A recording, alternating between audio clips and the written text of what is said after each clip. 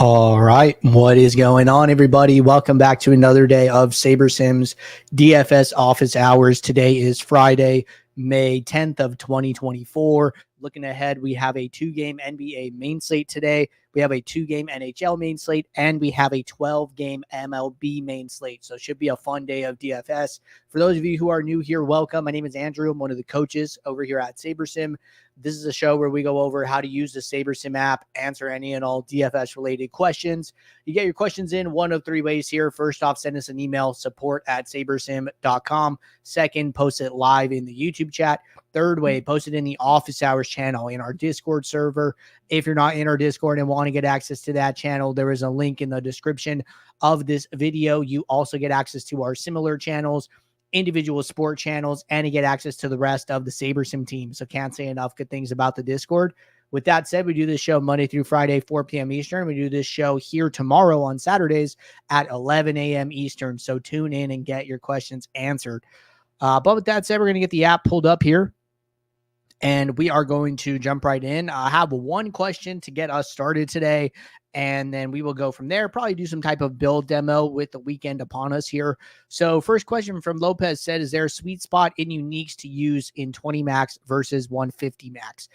So the simple answer here is no. And the reason comes down to a couple things, right? So the way that I like to think about min uniques is a fast and efficient way to manage your leverage and exposures across the board, right? So like, min uniques is going to be different for MLB than it is going to be for NBA, because in MLB, there's 10 players in a DraftKings MLB lineup. In NBA, there's 8 players, right? So can't really just like pick a min unique number that works across the board, even within a certain sport, right? Like on FanDuel, there are 9 players in an NBA lineup, and then on DraftKings, there are 8 players, right? So even the same sport across different sites is going to play differently. So that's why like there's really no one size fits all answer for like, hey, this is the best min unique setting that you can use. So what I really like to do is come in here, sort by exposure, and then select however many lineups I need. So say I'm building 20 lineups. And then what I like to do is, okay, kind of like take a snapshot. Like what do my exposures look like? Here I have 3 guys at 100%, and I have 1 at 85, and I have 23 players in my player pool. You could look at the number in parentheses in the all column will tell you how many players you have in your player pool. And then what I want to do is I just want to start adjusting the min unique value and see how these exposures change, see how players get added to my player pool, and then kind of go from there, right?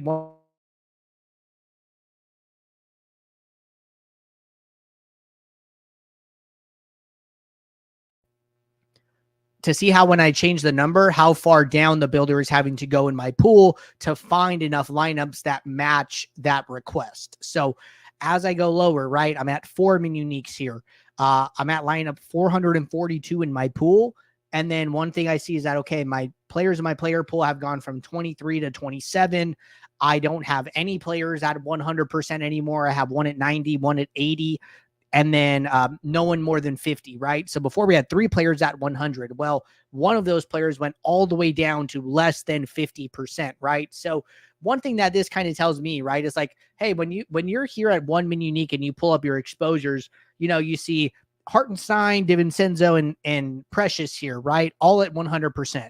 Well, you could kind of say like, okay, hey, I think all of these players are good plays. But like when you put the builder to a test, when you tell the builder, hey, I want 4 min uniques per lineup, the builder's going to have to make some hard decisions. And what do you know? Dante DiVincenzo went down to 45%. So from those 3 original players that were all 100% exposure, that were good plays, the builder is saying, hey, Dante DiVincenzo is probably the least important out of all these plays. And the exposure to Achiuwa and Hartenstein are the most important exposures that you need to maintain, right? The builder is saying these guys have the most value. I want to keep as much exposure to them as possible and move all of these other pieces around. And that would just be really, really hard to do intuitively, right? It would be really hard to know who to move up, who to move down, what before we had this tool, like even when I was using SaberSim, if you wanted to, spread out and diversify, what you would do is you would come in here and you would basically just set like a max exposure cap for all the top players. Like,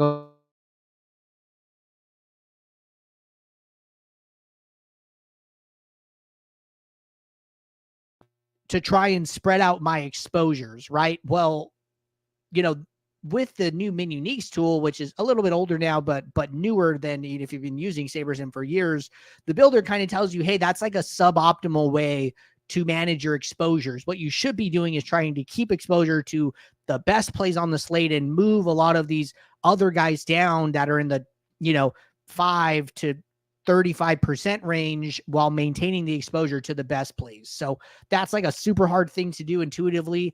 And the builder does a great job of handling that for you. So no one size fits all answer for like what is a good number of min uniques. Another thing that you could do here, right, is even sort by leverage and see, how big these leverages are, and then see how they adjust as you increase the number of min uniques, right? So at a min unique of 1, our highest leverage is 53%, 44%, 43%. So 3 players with over 40% leverage. And then when we go down to 4 min uniques, our highest leverage is 24%. So the builder is just naturally getting way, way, way more spread out and taking a little bit of a flatter approach here, right? So there is no right answer. I've talked to top pros who don't use this at all. They have, their own ways of diversifying or ways that are different than just using the min uniques.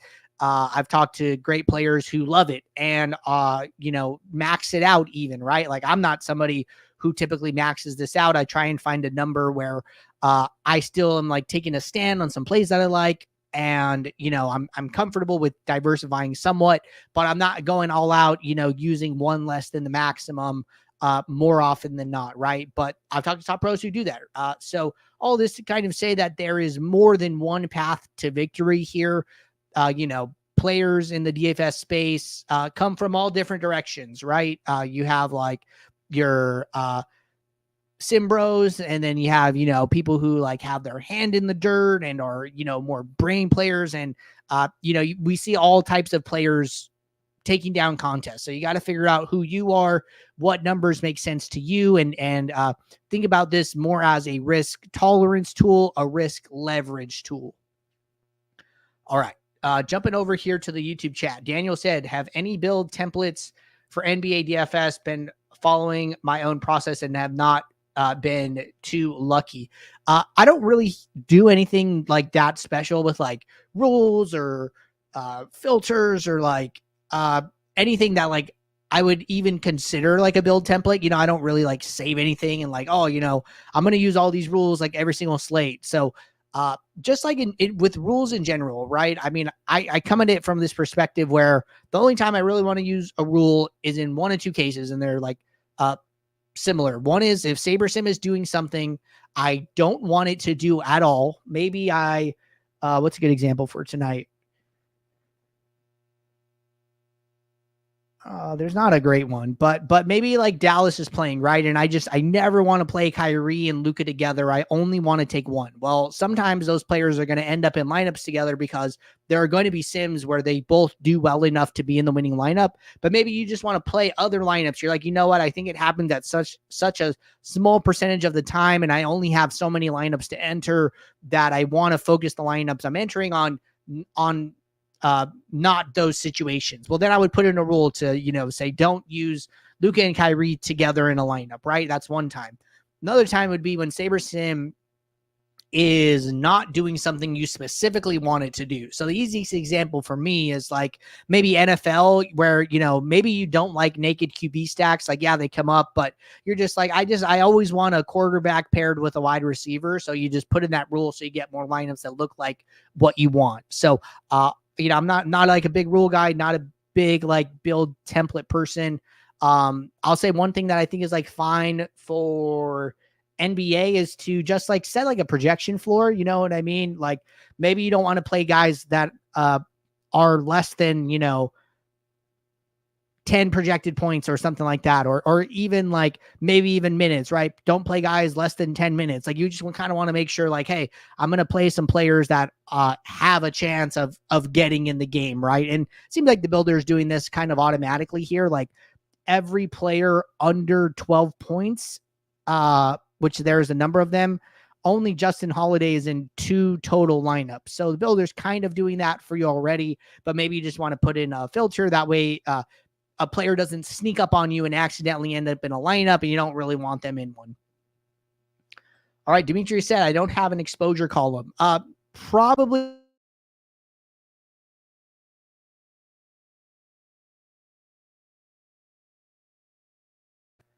after you right click on the column header, toggle to the right, this menu here, click edit columns, and then just click this reset to default button and then click apply. It will move all of the columns back to their original configuration, and then it will bring the exposure column back. If you're still not seeing it, what I would do is scroll all the way over to the right, and maybe it will be over here and you need to drag it back to the left. But resetting the columns to default, you can even look in here to see where it is and make sure that it's checked, and then move it over to where you need it. But that would be my best troubleshooting tips on that front. And then if you're still having trouble, you can send us an email, support@sabersim.com, and we'll be able to help you out.